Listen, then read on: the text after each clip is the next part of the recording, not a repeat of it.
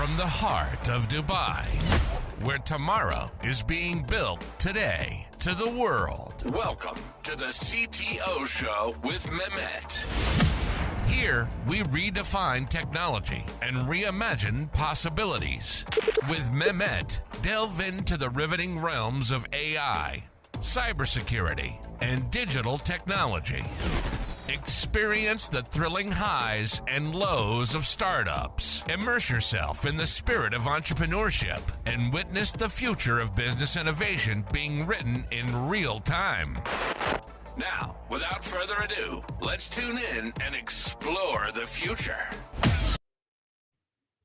Hello and welcome back to a new episode of the CTO Show with Mehmet. Today, I'm very pleased. Joining me from the US, Wesley Eugene. He's the SVP North America for HIT Global. The way I love to do it, my audience know it by now, is I don't steal much time from my guests, right? So I keep it to them to introduce themselves.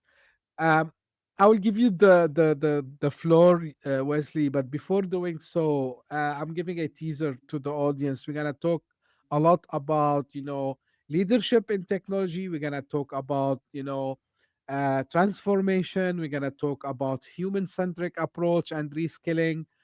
But again, as I said, I don't like to steal much from my guest's time because this is the place for you, not for me. Without further ado, Wesley, tell us a little more about you, your background, your journey, and what you're currently up to, and then we're gonna start the discussion from there. Okay. Thank you so much, Mehmet. I'm excited to be on the show. A little bit about me. So yes, currently I'm SVP for HIT Global, and I should make it clear that HIT doesn't stand for any kind of violence. It's quite the opposite. It's HIT stands for humanizing IT. And so HIT Global is on a mission to really drive the integration of human-centered design with the delivery of IT services across the world. My partners in that business are Mark Basham, the former CEO of Axelos, which is the body who the certifying body who used to own ITIL before they sold it to a company called PeopleCert. And the other partner and really the co-founder of HIT Global is Katrina McDermott. Katrina McDermott is an ITIL expert. There's only a few of those in the world. Not only is she an ITIL expert, but she also studied human-centered design. And she's also a contributing co-author to ITIL version 4. And she wrote a book called Human-Centered Design for IT Service Management. What led her to write the book is, as she was being a contributing co-author for ITIL and having studied so much about ITIL, she realized there are only two people, so to speak, represented in ITIL. On all of ITIL, there's only the end user and the VIP. That's it.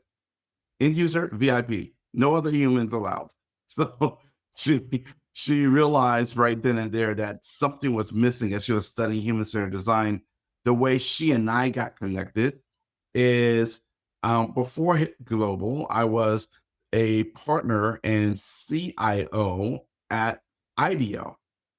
And that's where Kat and I first met, because while I was working there and she was reaching out to me to get my opinion of her book, she also, I was also leading a digital transformation at IDEO. And what's important to I'll go into more details about that digital transformation, but I think it's important for your listeners to know, if they're not familiar with IDEO, IDEO is Silicon Valley's best kept secret. It is literally, they can count Steve Jobs as customer number one. And the big problem that Steve came to IDEO with was he wanted to introduce this thing called an Apple mouse to the world. And so the original prototype for this was a butter tray and a stick roll-on deodorant and duct tape. It's from there that we continue to iterate, build rapidly, and design to ultimately have the innovation of the Apple mouse that we have today, among many other innovations that IDEO has done since. So it's an amazing environment to be a part of. And that's where Kat and I first met. And that's where I was leading digital transformation. But I'll pause. 'Cause I sense a question. Wesley, like you usually I prepare questions in my mind, but mentioning this, it made me make this. It's not a question, but it's kind of something that I would confess to people about, you know, the concept of design thinking and the whole thing, which you just gave a perfect example about the mouse, and then how you need to start like prototyping and take feedback, and then try to iterate until you come up with the perfect product, right? So this triggered me, like and I like when you said it's Silicon Valley's best kept secret. And it's funny because just today I was, trying to explain the same concept without mentioning the company name to group of people who were asking me like, okay, we're lost, we don't know how to start, like we want to build that big thing, and I was telling them, no, you should go and try to, come up with an MVP and then try to, uh, show it to people, take their feedback. But Correct. anyway, um, I decided to start from this. I gotta go to the digital transformation and your experience, Wesley, but kind of maybe I'm not sure if it's only me or someone from my listeners would ask like why IT need to be humanized. Like when we talk about um technology, everyone thinks like, yeah, it's like let the machine do its job, like and you know why do we need to keep this human aspect of the IT, Wesley? I really love that question. I really deeply love that question.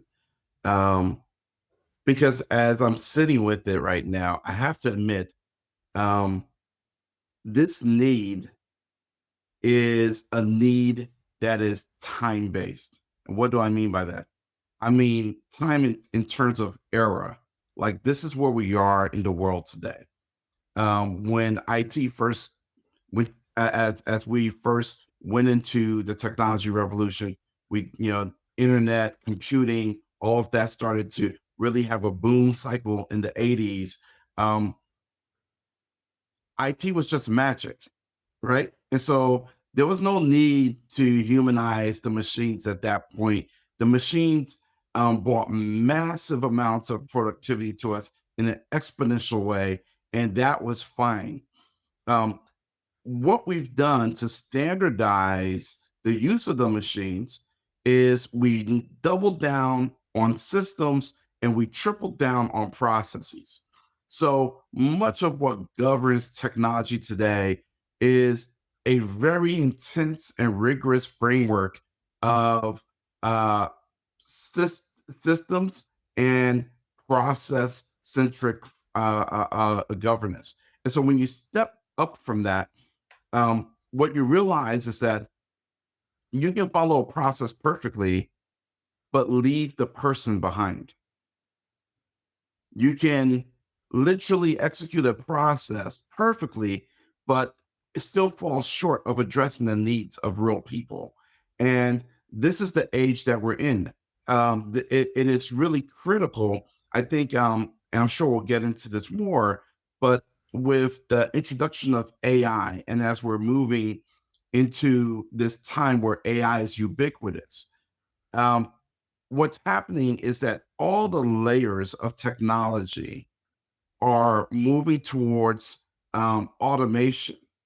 And so as you basically automate the back end, what happens is ultimately we're moving up the threshold to the only layer that matters is the experience layer.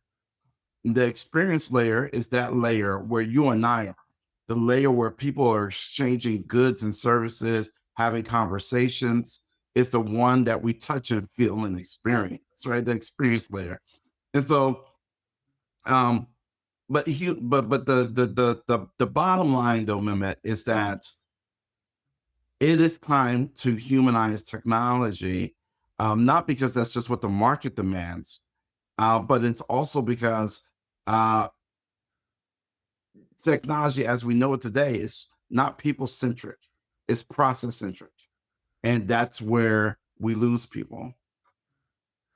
Wesley, this is very deep, you know, and this is, where we can discuss both together. I think this is a kind of a parallel path to discussing, because you mentioned when at the beginning we started to utilize IT. By the way, I'm not sure if you agree with me. I don't like to use the word IT anymore. Um, I like to call it, the technology, right? Because, Yeah. yeah, for me, like everything became kind of a technology driven. But anyway, it's a discussion maybe Yep. for another time. Now, we started it from a place, so I like to go back, so we figured out that by digitizing and taking our information from a paper and pen world to a digital world would make things better, right? And this Hmm. is, where, of course, like there were a lot of things that happened that started to push this digital transformation. Now, I had a lot of guests and, outside of the podcast, and I was involved in these digital transformation, not as a decision maker, more than, sometimes as a vendor role, sometimes as an observer. What Hmm. I noticed on the point about, the process, Wesley. So what I noticed is actually the transformation is understood wrongly by a lot of people. Surprisingly, till today, even we've been talking about digital transformation, I don't know since how long now. I forget. I stopped counting how many years. Yeah. And we started to see even this in the press where at least I can talk about the area I'm living in the Middle East region. So we heard about like, hey, companies spent a lot of money on digital transformation, but actually they didn't see returns. They don't say it failed, but they say they didn't see returns. Sometimes I see articles saying it didn't fulfill the promises that happened, and executives now think that it was waste. Now, from your point of view, and you have led digital transformations before, Wesley, what do you think the main cause for things, as I like this term, going south, going wrong, right? What goes wrong during a transformation? Yeah. That's a great question. Um, and it's not one thing, right? Yeah. It tends to be multiple things. So one of the reasons that digital transformations fail, have such a high failure rate, um, is partly due to an inability of the folks leading that transformation to stay connected to the purpose of it. In other words, so you start a digital transformation, and what people often do is they lock in to the original reason, and they have this confirmation bias set in. So they are going to move forward with this. They're not going to adjust the plan no matter what actually is changing on the ground. Um, that's one part of what happens. Another thing that happens is that folks, most times when they're driving digital transformation, they cease to be agile. Like, don't get me wrong. I mean, they could be using Scrum, but they cease to have uh, an agility of thought, an agility of reason, and where that impacts things is as things are dynamic. We live in a very dynamic world, right? Mhm. As things are dynamically shifting, they don't adjust, and so that leads to failure. Uh, another thing, frankly, is oftentimes people just lose faith. So people people oftentimes they go on a digital transformation journey and they had a compelling case to begin with, but after time, they think that just because I sold it once, it's sold forever. That's not true. Buy-in is continuous, right? So when you articulate, we need to go on this transformation journey, and this is the reason why, you actually have to continue to nurture and keep storytelling and keep the stakeholders engaged. They have to understand what's in it for them. And it can't just be a lofty corporate goal, but really everyone involved, everyone critical to the delivery of this digital transformation must be able to see themselves in it. I like to, we've all heard the famous story of, many of us have, when John F. Kennedy was at the was touring the space center, and he encountered uh, a janitor who he encountered a man who was sweeping floors, and he asked the guy, "What is your job here?" And he said, "Sir, I'm here to put a man on the moon." This guy was able to connect his work, no matter how humble it may seem, to the ultimate mission of putting a man on the moon. That's true buy-in. And obviously, we were able to accomplish that goal. When we look at digital transformation, leaders oftentimes fail at achieving that amount, that kind of buy-in, where everyone understands what the mission is and their role in it, no matter how small, no matter how big, no matter how consequential, they all can see themselves in it. They're fully locked in. This is again very deep, Wesley. Now, let me ask you this as a follow up question. So,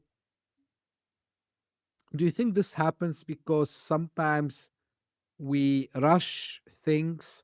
Because, and by the way, I have to confess also as well, and this is, we're gonna discuss AI.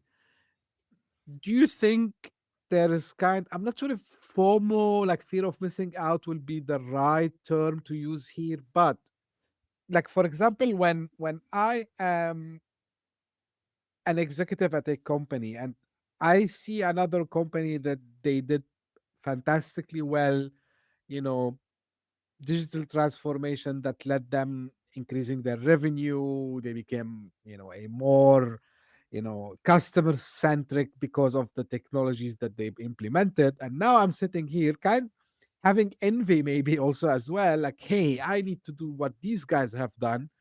And I start to rush everyone in the company to say, hey guys, you know what, we need to do this digital transformation thing. Go and do your job. Do you think this is part of the issues that happened also because there was no proper planning? You mentioned about, you know, how this long vision, when you gave the example of the moon mission, how this spread across every single one in the organization, so everyone understood why they're doing what they do. Yes. While in the other side, I just say, hey, I want to be modern, transform everything digital. Like, is that the issue, Wesley?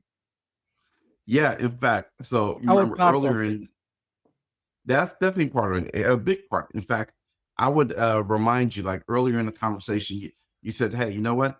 I really like to speak about technology, not IT." And by the way, we're in wild agreement on that. I think that's a proper frame. But I want to reframe this conversation around digital transformation as well. Sure. I think we often lose the entire game because we have forgotten it's truly a business transformation. Digital is just a means to an end, right? But it's a business transformation that we're actually undergoing, and we're modernizing how we meet our customers, our needs, and meet the needs of all the key stakeholders that are vital to this business. And so, I just mentioned that, Mehmet, because um, one of the biggest causes of digital transformation is when you're chasing the technology. I mean, I'm sure you've heard terms like, oh, yeah, we went on the cloud transformation. Really? You chase the cloud. That seemed to be a smart thing to do. Like, um, technology is amazing, but technology has, is, and I believe always will be a means to an end. And so, what is the outcome that you're truly seeking? And I believe those outcomes are experiences ultimately, right? Mhm. So, you need to have your experiences, whether you're looking at the experiences of your customers, your shareholders, whether you're looking at the experiences of your employees, or your suppliers, or your community, or your nation, your country. You need to be focused on the experiences that matter. And it's to those experiences you're delivering value. Your ability to enhance or elevate those differentiated experiences is what keeps people coming back to you. And the second you miss that, the second you focus more on the technology than the actual outcomes that you're delivering to these experiences, you've lost the ball game. Right. I need to clarify just one thing, Wesley. So the reason, and I like to hear your thoughts on this. Not related to digital transformation immediately, but related how other functions in the business looks to IT, right? Yeah. Um, maybe again, my personal experience probably affected somehow my points of view, even like this was, yes, 20 years ago.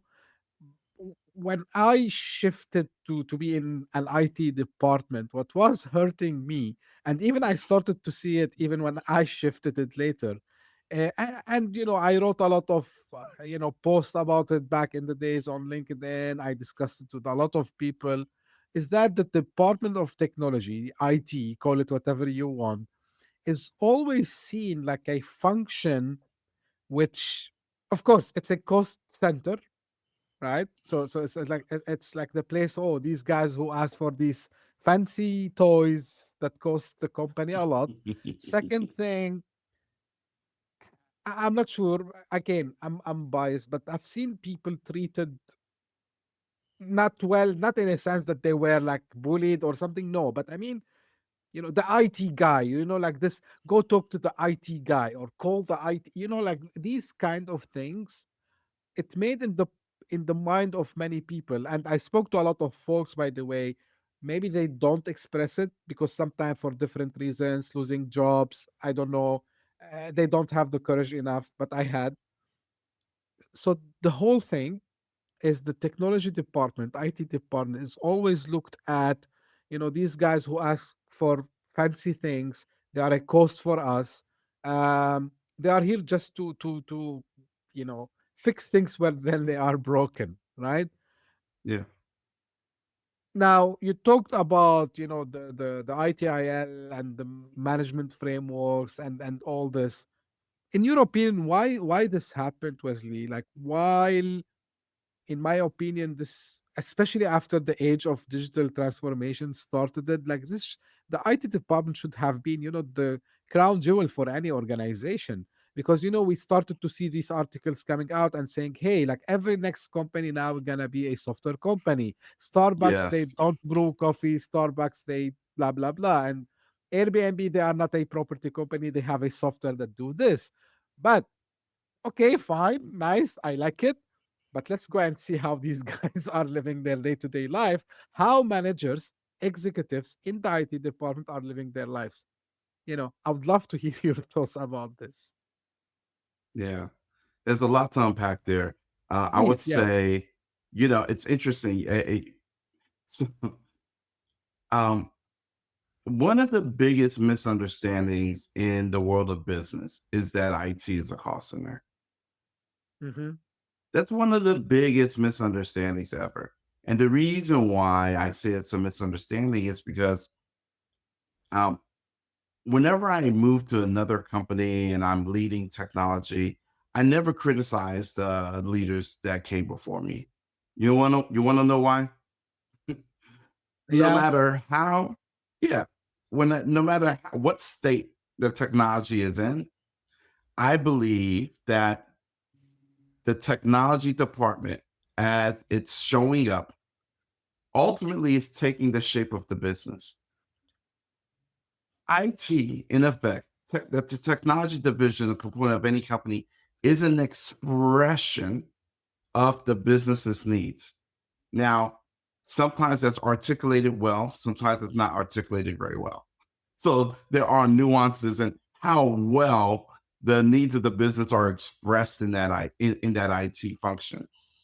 The reason why I say it's a misnomer to think of it as a cost center is because literally in the law of cause and effect, the IT department only exists because the business exists and is valuable.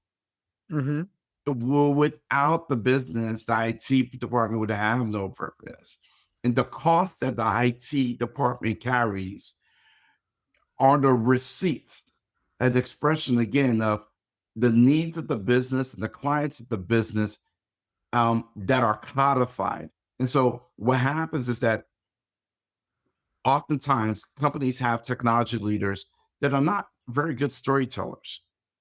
And so they're unable, they find a deficit in being able to connect the dots and say, because you needed to be able to deliver packages to your customers 3 times faster than your competitors, that resulted in us having to invest in more infrastructure that resulted in our capital expenses being X and our OpEx being Y. You Mm-hmm. need to be able to do this simple conversation. There's another framework, and I'm not trying to like bore your audience with a ton of frameworks, but my favorite framework for understanding and managing these value conversations is one that's called TBM, Technology Business Management. Mm-hmm. And your audience can find out more about it by going to tbmcouncil.org. But uh, it is a framework that codifies specifically everything coming from your general ledger all the way up to the services that you provide to your customers, and it connects the dots in between.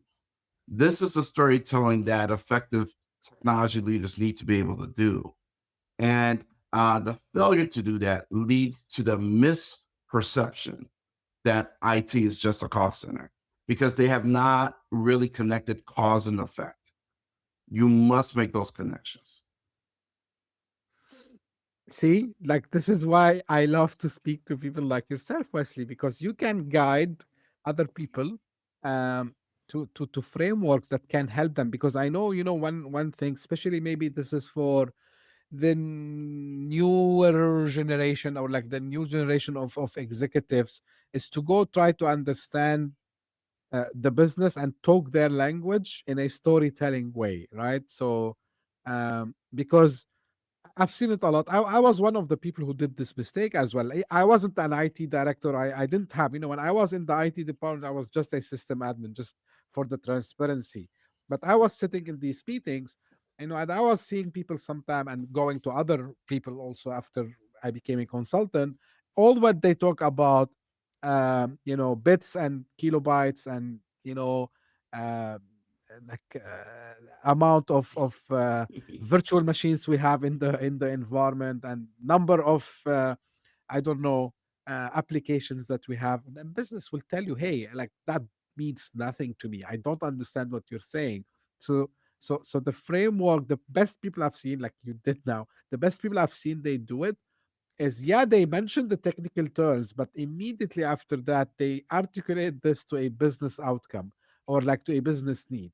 And without that, I think there will be a problem. Now, back to humanizing IT and the Yeah. start of the discussion. Now, because I want to touch on the AI and I don't want to rush it later. Um, Now, the big promise of AI, and of course, and again, I don't tend to, it's not like my intention to ask a lot of loaded questions, but the topic is really by itself, it's so loaded. Now, digital transformation, you mentioned about the cloud, and how things evolve over time. Now we have Right. the AI transformation, some people are calling it. And the big, let us not hide, behind anything and say it openly. The biggest promise of AI is it can replace humans, right? And AI is technology. So in this age of AI, Wesley, how we can humanize AI? What's the way of doing this? Yeah. What a fantastic question. Sis, we'll start here, but there's so much to talk about. Let's talk. That's Um, okay.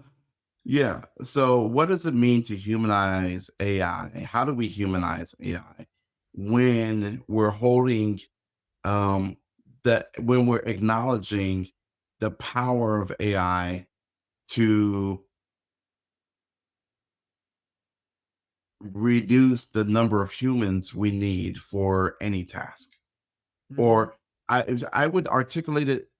I see it slightly differently. So I would say that the promise of AI, uh, is reducing effort. What it does is that it gives us an opportunity to make decisions about where humans fit and where the machines fit. Now, those folks who are chasing profit at all costs will just want to see a reduction in force. Let's shrink our workforces. Let's bring in as many AI agents in here. Let's leverage AI to the tilt. And from a standpoint of maximizing shareholder value, of course, we all understand that. Um, I'll start with humanizing AI, but there's so much to hear about it. So, how we humanize AI is we have to keep humans at the center, right? We I believe that technology that's not in service to humanity is vanity. Technology not in service of humanity is vanity and often leads to calamity. So I let's think about this for a second. When the Model T came out, it was a miraculous invention. Suddenly, we can move from horse and buggy. We could commute great distances faster. But the seatbelt wasn't invented for many, many, many years later.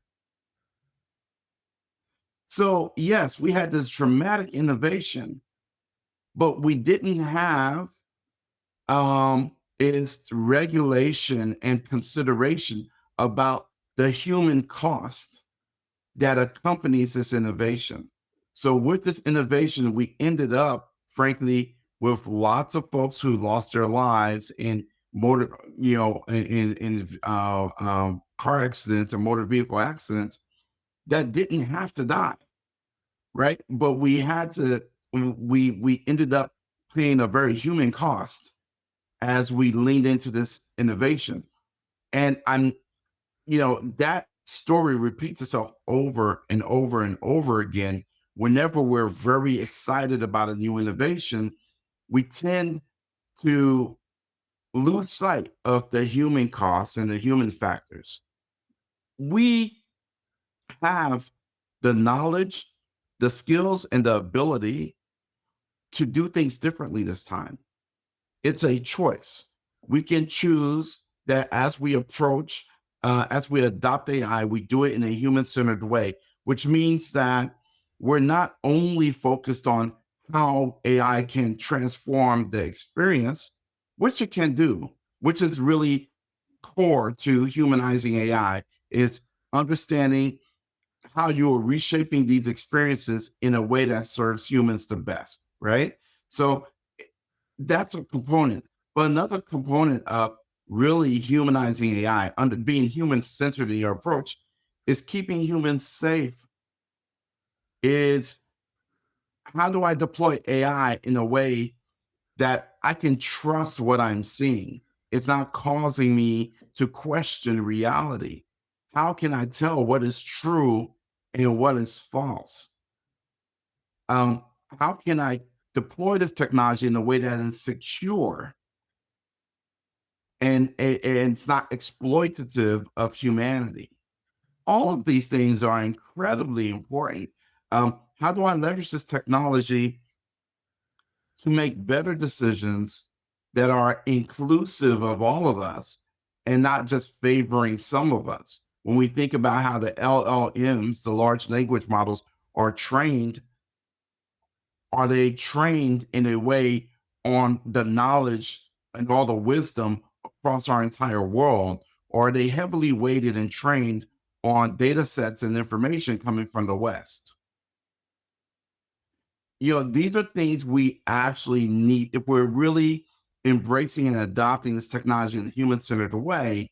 We have to think about what's in the best interest of humanity, of humans. One more thing I'll add to this is it is not human-centered to deploy AI without an eye looking forward to without considering the possible cost and impact on our environment. We're in a rush to build massive data centers to increase compute. But where are those data centers going to reside? What communities will they reside? And will they be deployed and built in sustainable ways? Or will they have a devastating impact on our environment and just become the new big oil of our time? So these are things, when we say human centered, yes, we can talk specifically about here's an AI solution and how do I design this in a way that elevates human experiences, the experiences of the end users and all of that. That is key. That is very important. But really being human centered accounts for all those factors around prioritizing humans and in the best interest of humans over machines and over other considerations. Wesley, this is very important. And, you know, again, as a follow up thing about what you mentioned, I get you. And I'm big defender also of, you know, I like the technology, but also using it in the appropriate way and within the frameworks that for sure we don't hurt others. We have the inclusion and all this. Now, I don't like this phrase, but playing the devil advocate, um, Sure. a leader might say, "Yeah, Wesley, I hear you, but look, all these big giants, they're doing it. They're coming up with new things every day. They're finding use cases that other organizations are adopting it. And my biggest fear, if I don't implement it today and I just wait until I'm 100% sure, I might miss the train and these guys you know will take all the benefits, or very, a few things will be left for me as a company, of course. So it's kind of, again, fearing of missing out effect that's happening out there. Now, on the other side, one of the things which happened even before, and I've seen this, is like, about this discussion between regulations and speed of innovation. And someone might say, hey, like, whenever we try to regulate something too much, like, we're gonna stay behind. And like, there's a huge debate now about, for example, how Europe is way behind in this AI revolution because of all these tough regulations and tough standards that they have put. And people are, I'm not sure, I don't have statistics, but I see a lot of things that appear in my feed where entrepreneurs, even like some companies, leave Europe, they go to the US or to other places in the world because they can innovate faster. So people might tell you, Wesley, I'm understanding you, but if I need to do this very slowly people will get into the first place in the race, and I will stay behind. How you answer them? I would say that the component of the Ferrari that enables it to go at the most fantastic speeds, the most important component is the brake. Bar. Most important component, right? And I know it's controversial to think about it that way, but it's it's inseparable, because without the ability to throttle your speed, you can't push as fast and as hard as you'd like to go. These things are there's a natural tension there. That tension is necessary for innovation. Innovation doesn't happen unrestrained. There's always constraints, right? There are always some constraints when you're looking at innovation. Um, and so I think that the folks who fear that like regulation and safeguards and guardrails slow them down, what they're making is they're articulating the case for recklessness, not innovation. You can go fast and you can go fast safely, right? You can go fast and you can go fast and you can go fast unsafely. But what usually happens is when you go um, when you relieve yourself of those guardrails, it's usually incredible damage and harm that results. That's not necessary, right? And again, the one other thing is that human-centered design asks us to ask the question. It doesn't necessarily provide the answer. So when we think about this, this is a frame where I'm asking myself, is it ethical? Is it safe? Um, you know, does it have integrity? Is it true? You know, um, is it fair? You're asking questions. Why wouldn't we want to ask questions, Mehmet? Why wouldn't any innovator not want to be curious? Curiosity is, I think, one of the most valuable traits of the great innovators of our day, whether we're talking about, like, again, the aforementioned Steve Jobs, or we're talking about any of the heroes we look up to. Their curiosity is what led to innovation. Curiosity welcomes questions. But let me tell you, Wesley, someone might tell you sometimes these people were reckless also as well, right? Yeah, I mean, there are moments at which they ignored, they pushed down concerns and doubts, and were a bit reckless at times. No doubt, um, that's definitely a fact of life. That is true.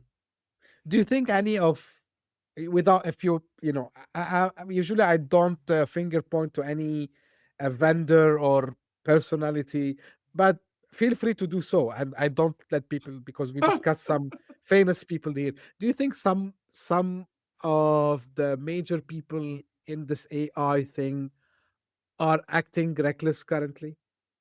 Yeah, that's a huge question.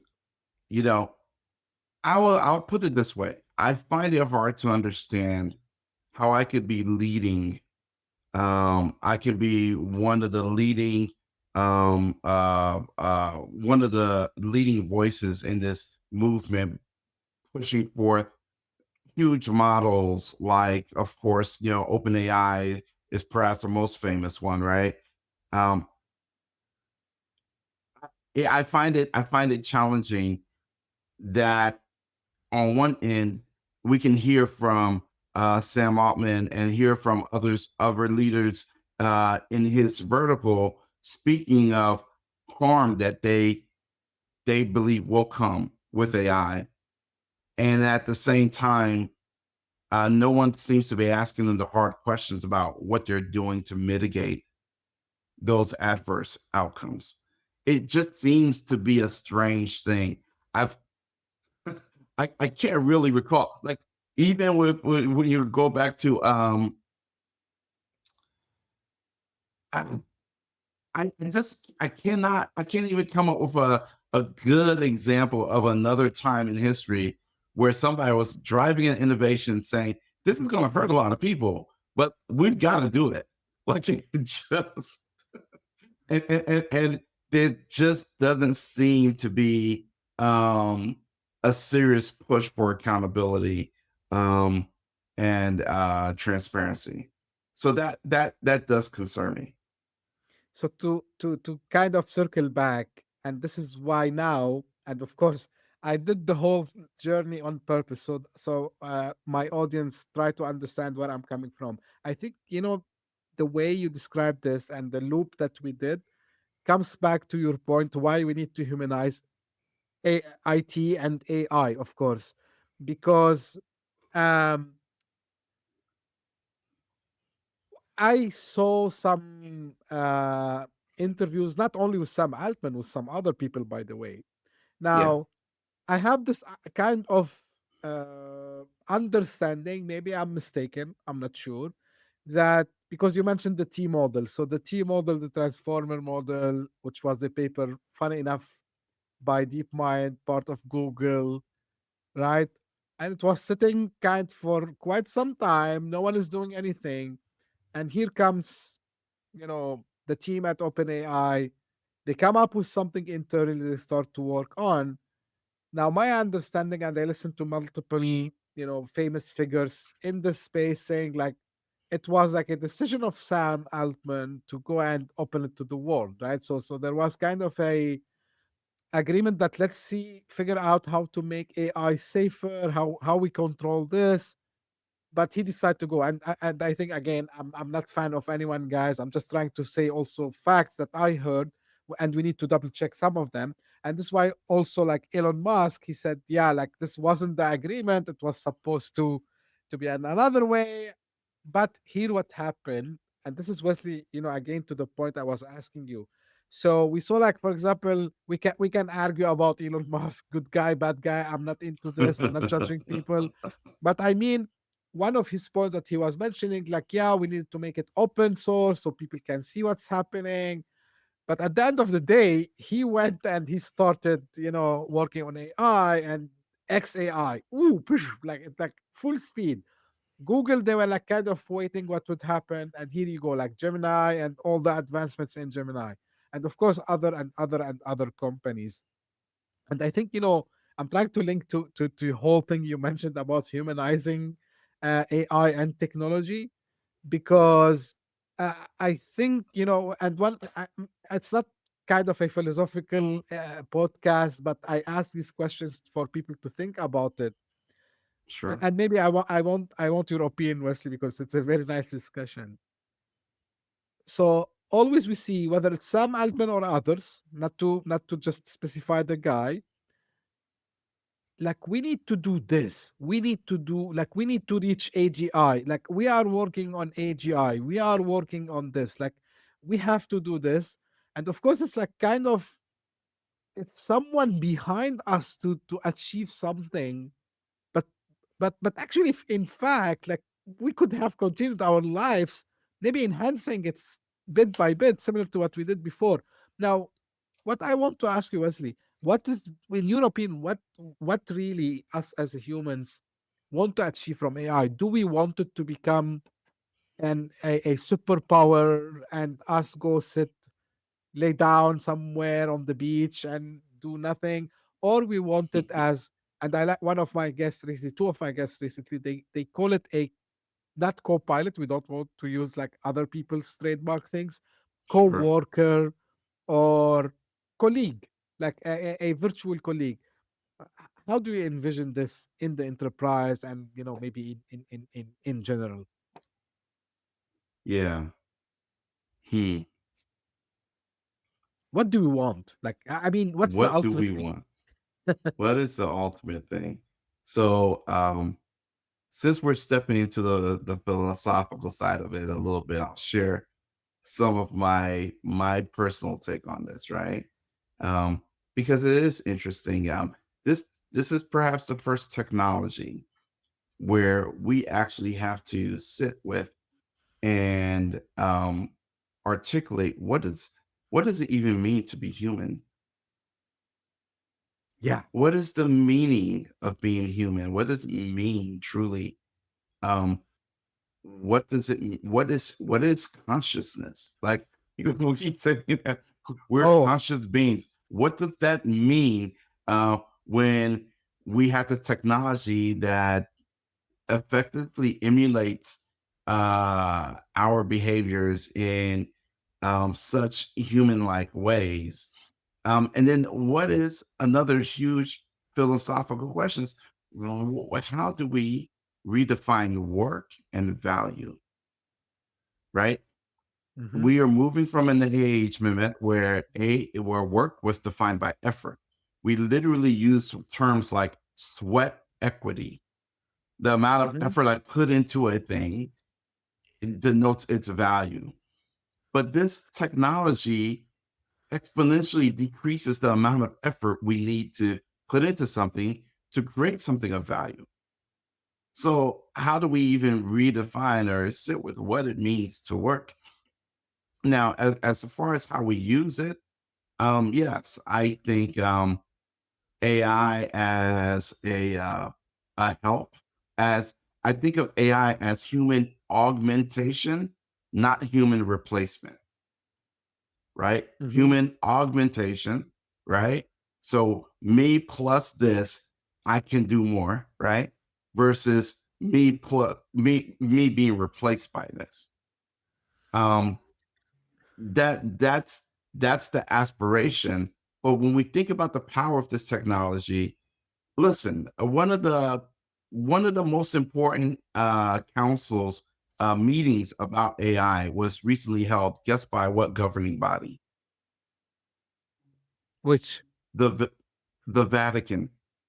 The oh, Vatican convened a council to reflect and review on the meaning of AI and how it will impact more humanity. And I don't think that's wrong. I This technology is pushing us to places where we're grappling with really huge philosophical questions as well. Um, in fact, when I think about AI, and I'll wrap up my perspective with this. It takes me back to like the original prompt engineer. So in Western culture, no matter what, like somebody's religious beliefs may be, we have the creation myth, the creation story, right? Where you literally had this being say, "Let there be light," and then there was light. Literally, that was the first prompt engineer, and it wasn't artificial intelligence; it was ancient intelligence, right? And so here we are now, in with the capabilities that mimic our own origin myths and stories, right? And so, with that kind of power, I believe comes a significant responsibility for us to do so in a human centered way. And really, at the end of the day, just like, I have a keyboard in front of me, right? So this is how we do input into our digital devices, their little keyboards and such. Um, AI is shifting how we manage with technology. So now we're speaking. And I do believe that my daughter, when, in 10, 15 years, she's going to say, what's a keyboard? What's that? Like, she's going to be moving into a world where key- keyboards as inputs and things of that nature, mice as inputs, are irrelevant. That you think something, you speak it, you articulate it well, and that's how you build. These things are really going to become the new old relics that end up in museums of technology. So I feel that that's going to shift as well. interesting. Um, and I like, the ancient prompt engineering, right? Um, as leaders in this space, as technology leaders, and all this shift that's happening now, whether we can stop it, we can stop it. In your opinion, we how we prepare our teams, how do we prepare, from skills perspective, like what are the new skill sets in your opinion that are required for us to survive, you know this next wave of AI. And I'm not sure if, yeah, I still call it digital transformation because it's all happening in the Of digital course. world, right? Yeah. So because at some the previous phases and when you mentioned, like before, like no one was thinking, let's say if smartphones will happen, that huge impact would have. Of course, we discovered later that people get hooked and they waste a lot of time. But it wasn't like it's something very major, like similar to what's Yeah. happening now with AI. But from skills perspective, Wesley, if a leader is now, or maybe someone interested is listening to us, what kind of skills they should be acquiring and preparing themselves to have in this new era. Yeah. From a skills perspective, my answers may surprise your audience. Hmm. Like, the obvious things, and then I'll speak to the obvious first. Of course, everyone needs to truly understand how to work with this technology. So this is not a moment to opt out of learning how to work with AI. You have to learn how to work with it. Um, I would encourage people to start really interrogating small language models, right? And doing experiments with everyday AI. Um, Folks should experiment with building new apps and doing all of these things. All of that said, I think the most critical skills now are really the skills we used to call soft, like leading with empathy. You know, Hmm. empathy as a skill set is not something that most people understand, but like when the experience layer is the only layer that truly matters. That's where the magic is happens. That's where value is being created. Empathy is what's going to differentiate the folks who win versus the folks who lose in the experience game. Your ability to empathize. Another thing that I think is really, really critical is the skill of storytelling. Again, people need to be able to, we're dealing with massive change. And when you're dealing with massive change, your ability from an experience lens to be able to empathize and tell stories where people can visualize themselves will differentiate you as well. But the thing that I would really encourage everybody to do is really lean in on their creativity. And for that, you might have to go analog. You might have to step away from all your screens and take a walk in the park. You might have to compete in your next Ironman, do your next marathon. Get analog. Walk away from these devices because that's where the greatest CPU ever gets activated. It's in those analog moments that your own human intelligence fires up the most. And then you could bring that creativity back to the digital world and truly innovate. Um, how I would describe this, you know, I think this is, should we call it back to basics? You know what you mentioned, Wesley? It's so obvious, but I'm sure, like me included, some 99% of the people and 99% of the time, if not more, we forget about it. We forget that our brains actually are behind every single um invention that we get fascinated by, and we think, oh, like look how smart is the machine. By the way, I would make a confession. I'm not sure if this is will get me trouble, but When I speak especially to the younger generation, I tell them, guys, you know what? I don't call it artificial intelligence. And they ask me why. I say, how do you define intelligence? Right? Right? Mm, Because for me, what means to be an intelligent, right?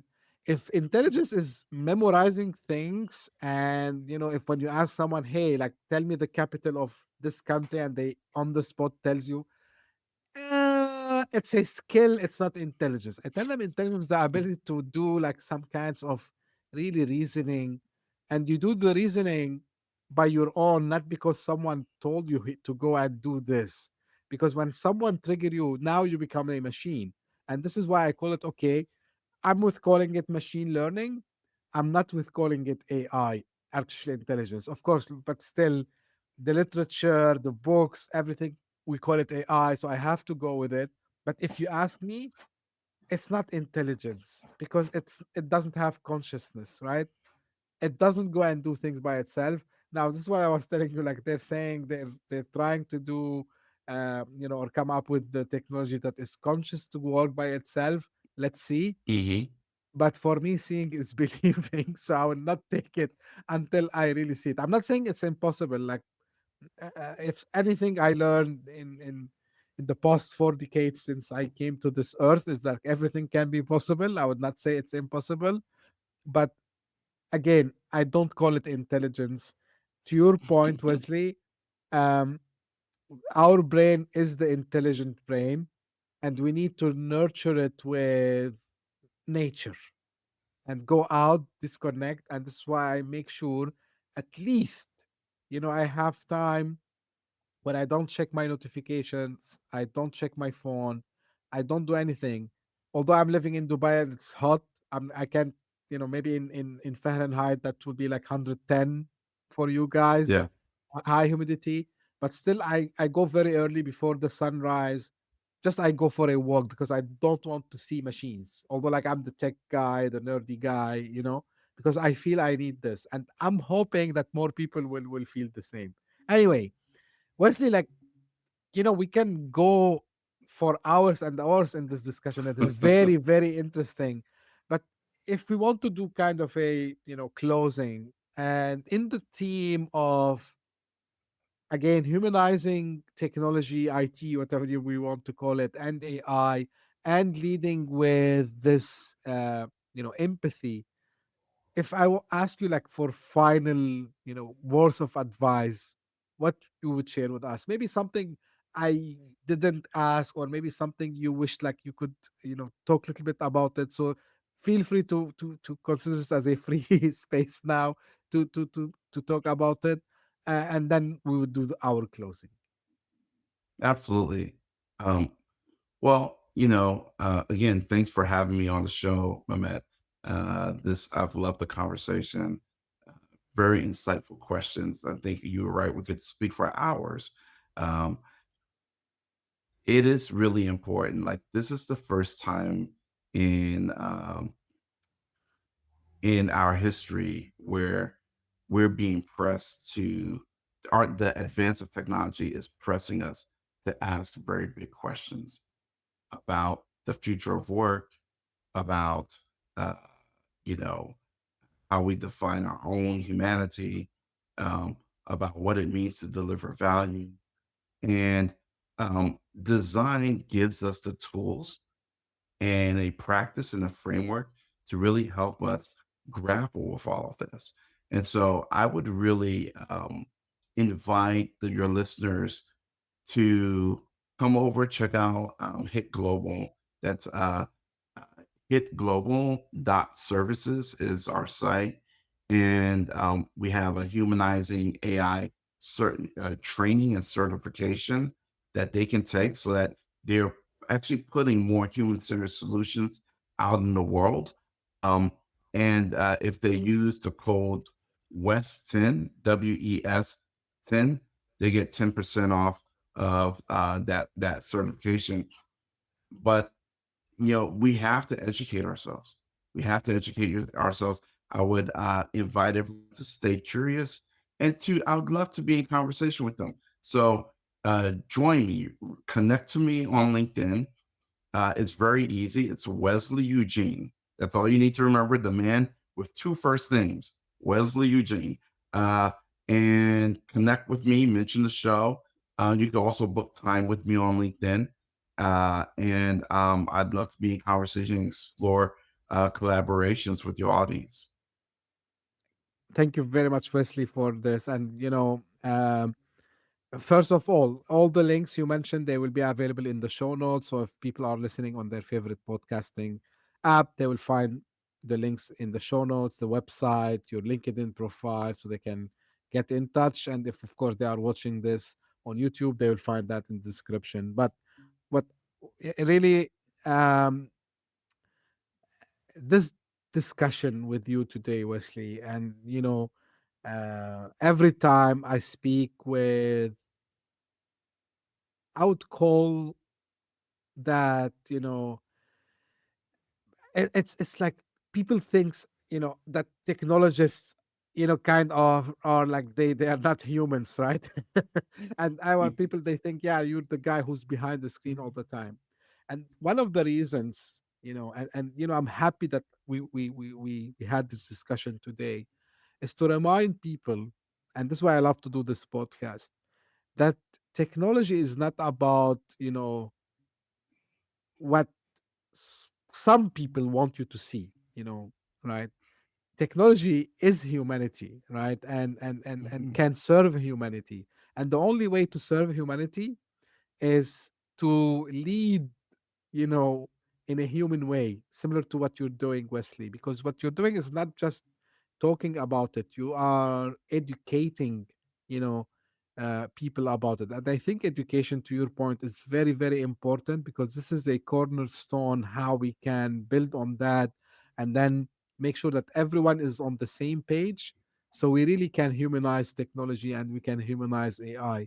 And I'm so glad that, you shared your precious time with me today to share your thoughts, which are thought provoking. I had, by the way, to shift a lot from the questions that I prepared. I confess this, because and this is one of the main reasons also why I love to have the podcast in this discussion format rather than just a pre-set up, I would call it, because we bring best of us when we speak spontaneously. And this is what me and Wesley we did today, by the way. Of course, we had like some points in our minds, but this was a spontaneous discussion. And thank you very, very much, Wesley, for sharing your knowledge.